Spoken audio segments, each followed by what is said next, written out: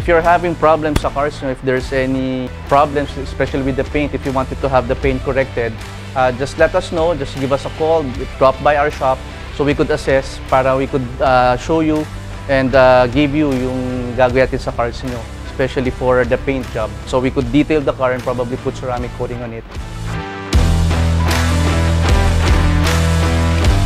Our shop also offers ceramic coating, interior, exterior, engine, and glass detailing. We also offer premium car wash. We also do paint job, certain panels na kailangan natin i-repaint.